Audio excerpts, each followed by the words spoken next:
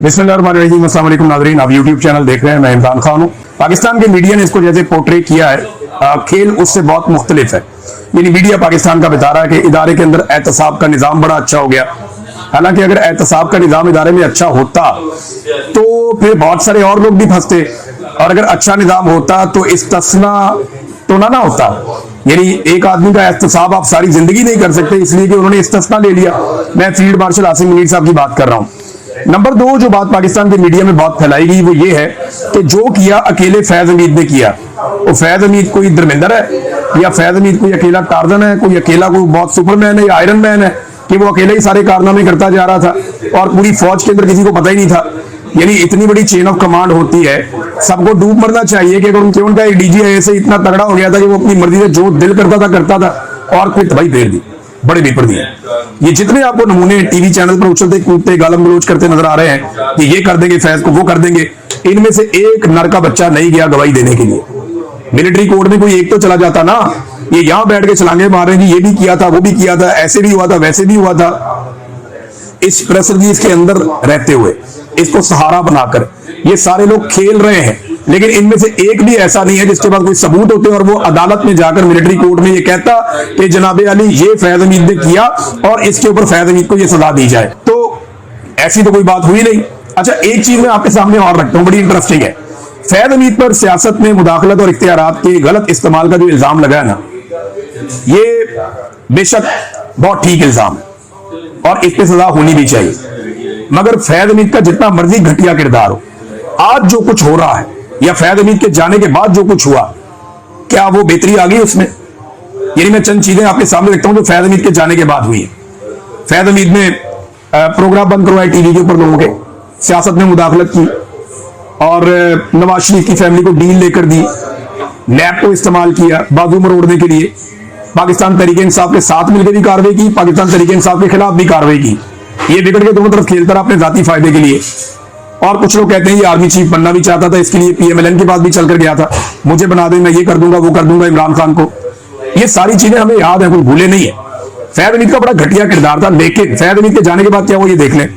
ये जो जबरी गुमशुदगियां हुई, वकीलों को, सियासतदानों को, सहाफियों को, खवातीन को, शायरों को, इंसानी हकूक के लिए आवाज उठाने वालों को जो अगवा किया गया, ये तो फैज हमीद के जाने के बाद भी हुआ, बड़े पैमाने पर हुआ।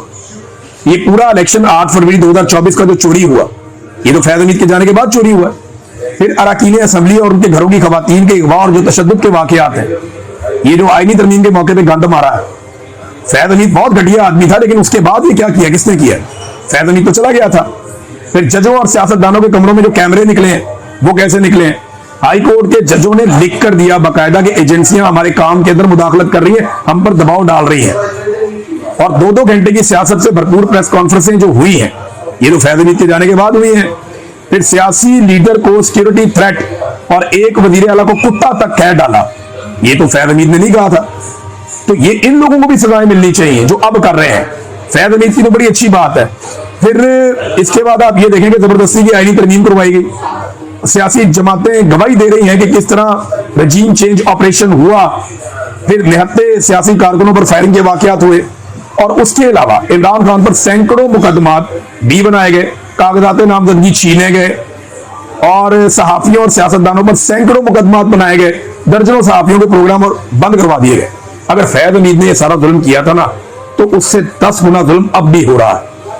तो कायम है एक रवायत देरीना जुल्म की, बाजू बदल गए, कभी खंजर बदल गए। जो जुल्म फैज हमीद कर रहा था, उसी जुल्म को आप 10 से मल्टीप्लाई कर दें, आज भी हो रहा है।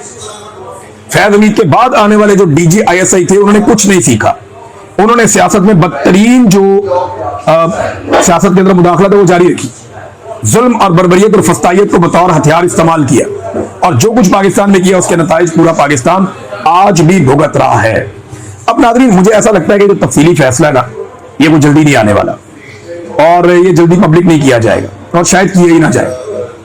और ये इस केस को मुझे ऐसा लगता है कि आर्मी चीफ के पास जब अपील जाएगी तो आर्मी चीफ इस केस को अपने पास रोक कर रखेंगे और कोशिश करेंगे कि ये सिविल कोर्ट के अंदर मामला ना जाए।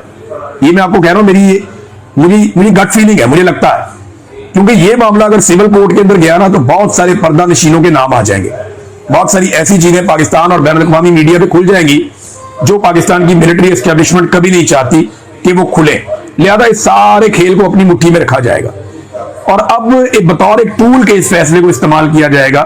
फैज हमीद को कहा जाएगा अगर इमरान खान के खिलाफ गवाही दे दो, अगर तुम उसको शामिल करवा दो तो तुम्हें ये रिलीफ मिल जाएगा, वो रिलीफ मिल जाएगा। लेकिन मेरा नहीं ख्याल कि ये मामला इससे आगे बढ़ेगा। अब तक की मेरी इत्तला के मुताबिक जो फैसल वाडा ने भड़के मारी या कुछ और लोगों ने जो ये बात की है और बार बार ये बात की है कि फैज हमीद ये भी बोलेगा, वो भी बोलेगा, ये भी कहेगा, कुछ लोग कह रहे थे तोते की तरह बोल रहा है, अभी तक तो कुछ नहीं निकला। और मेरी इत्तला के मुताबिक जो मेरी सोर्सेज से बात है, उन्होंने कहा जी जो फैसल वाडा ने कहा वो एक अब तक की इत्तला के मुताबिक बुलशिट है, तो कोई ऐसी चीज होती हुई अभी तक तो दिखाई नहीं दे रही। फ्यूचर का हम कुछ कह नहीं सकते। नून लीग को कम से कम इस बात पे आमादा किया गया है कि अभी फैज हमीद तक ही इक्तफा करें, जनरल बाजवा पे मेरे ख्याल में हाथ हल्का ही रखा जाएगा। राणा सनाउल्लाह ने एक अजीबोगरीब दावा कर दिया नादी। उन्होंने कहा जी इमरान खान अपनी बहनों से मुलाकात में कुछ ऐसी बातें की उन्होंने जिनसे उनके भारत से राब्तों का पता चलता है। हमारे पास शवाहिद है, ज्यादा बता नहीं सकता, बस ये कह सकता हूं कि इमरान खान इस मुल्क के लिए खतरा है, ये राणा सनाउल्लाह ने कहा। अब मैं हैरान हूं कि राणा सनाउल्लाह साहब ने ये स्टेटमेंट क्या दे दी। यानी अगर इस हुकूमत के पास इमरान खान का बयानिया तोड़ने के लिए या इमरान खान को नीचा दिखाने के लिए कोई भी एक सबूत होगा तो ये 10 मिनट भी इंतजार नहीं करेंगे, इन्हें फौरी तौर पे कार्रवाई करनी चाहिए और ये करेंगे भी। जो इनकी हालत हो गई, बेचारे टिकटॉकरों से मदद मांगते फिरते हैं, फैमिली ब्लॉगर से मदद मांगने फिरते हैं। इनकी इतनी पतली हालत हो गई है कि दोबारा पाकिस्तान में फेडरल मिनिस्टर कह रहा था कि ट्विटर हम फिर बंद कर देंगे पाकिस्तान में, हम ट्विटर को कंट्रोल नहीं कर पा रहे, ट्विटर हमारे साथ मदद नहीं कर रहा। जो एक्स का प्लेटफॉर्म है इलॉन मस्क का, वो हमारे साथ मदद नहीं कर रहा, हम उसे पाकिस्तान में बैन कर सकते हैं। तो ये इसके ऊपर गौर कर रहे हैं कि पाकिस्तान में ट्विटर पे दोबारा से पाबंदी लगा दी जाए। पहले भी इन्होंने बड़ा लंबा अरसा पाबंदी लगा के रखी है, ये दोबारा भी पाबंदी लगा सकते हैं, इसमें कोई दो राय नहीं है। लेकिन अगर इमरान खान के खिलाफ इस किस्म के शवाहिद इनके पास हो, मेरे ख्याल में ये सुबह का इंतजार ना करें, ये फौरी तौर पे उन शवाहिद की बुनियाद पे एक बयानिया खड़ा करने की कोशिश जरूर करें। सुहेल अफरीदी साहब इमरान खान से मुलाकात करने के लिए 10वीं मरतबा गए, कैबिनेट के लोग भी साथ गए, लेकिन पुलिस वालों ने मुलाकात नहीं करने दी। आज 10 मरतबा एक वजीर आला अदालत का ऑर्डर लेकर अडयाला जेल के दरवाजे पर पहुंचा, 10वीं मरतबा भी उसे अपने लीडर से अदालती अहकामात के बावजूद मुलाकात की इजाजत नहीं दी गई। पाकिस्तान का निजाम इससे ज्यादा महंगा और इससे ज्यादा एक्सपोज नहीं हो सकता। नाज़रीन, हमें ये तो पता है फराब बरकत की प्रॉब्लम है, वो बोलता है, सहाफी है, जर्नलिस्ट है। इसी तरह जो आगा शेख सरवर है, सरम जावेद है और इस जैसी और भी खवातीन है, इनके तो गिरफ्तारियां समझ आती है ना कि सिस्टम को इनसे प्रॉब्लम है। अब गिरफ्तार कर लिया गया है नासिर मदनी साहब को। मुझे हैरत हो रही है कि नासिर मदनी को गिरफ्तार कर लिया। भाई अब इनसे चन्न मेरे मखना और मेरा चन्न मेरा मक्खन, ये भी इनसे बर्दाश्त नहीं होता। यानी आप इस हुकूमत का अंदाजा कर लीजिए कि एक ऐसा आदमी जो बस सिर्फ मजाक कर सकता है या उसका अपना अलग तरीका है वाज करने का, लोगों से मुखातिब करने का। कल वो तारीफें कर रहा था सऊदी अरब में बैठ के जुनैद सफदर की, तो इनकी आंखों का तारा बना हुआ था, BMLN को बहुत पसंद आ रहा था। आज उसने एक तनकीद कर दी, उसको भी पकड़ के गिरफ्तार कर दिया। अब पता नहीं किस चक्कर में गिरफ्तार कर दिया, अब वो बाहर आएगा, आके उसको बेचारे को भी अपना बयानिया बदलना पड़ेगा। तो नासिर मदनी साहब भी बेचारे जो है वो अरेस्ट हो गए। इनसे इतना नरम आदमी भी, इतना बेजरर आदमी भी इनसे बर्दाश्त नहीं हुआ। तो ये जुल्म होता है ना, ये एक के बाद एक स्टेप बढ़ता जाता है। ये पहले इनकी बर्दाश्त थोड़ी ज्यादा होती है, फिर कम, फिर कम, फिर कम, फिर कम। तो अब ये इस लेवल तक पहुंच गए हैं कि इस तरह के बंदे भी इनसे बर्दाश्त नहीं हो रहे। फिर एक और चीज है नाज़रीन जो आखिर में मैं आपको बताता हूं, बड़ी इंटरेस्टिंग है।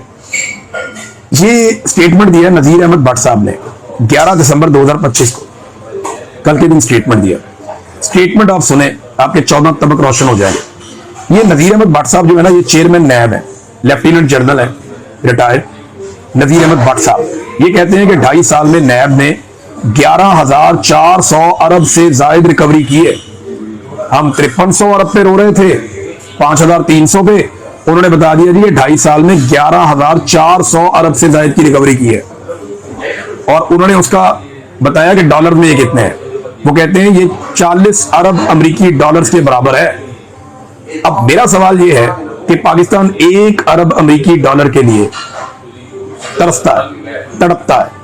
पाकिस्तान कभी IMF के पास, कभी यहां, कभी वहां, हर तरफ भागता है। ये 40 अरब अमेरिकी डॉलर कहां गए? सवाल है ना सादा सा। क्या ये कौमी खजाने में आए? क्या कोई एक डॉक्यूमेंट हमें दिया जा सकता है जिसमें पता चले कि ये 40 अरब अमेरिकी डॉलर कौमी खजाने में आ गए? कौमी खजाना तो अभी 14 अरब डॉलर का है। जो ज़र मुबादला के आपने दिखाया वो तो इतने, स्टेट बैंक में आए ये पैसे, नेशनल बैंक में आए ये पैसे, पंजाब बैंक में आए ये पैसे, खैबर पख्तूनख्वा बैंक में आए ये पैसे, कहां पे गए ये पैसा? अगर रिकवर हुआ तो गया कहां पे? वर्ड उन्होंने इस्तेमाल किया रिकवरी का। अगर पैसा रिकवर होता है तो सरकार के खाते में आता है ना, सरकार के पास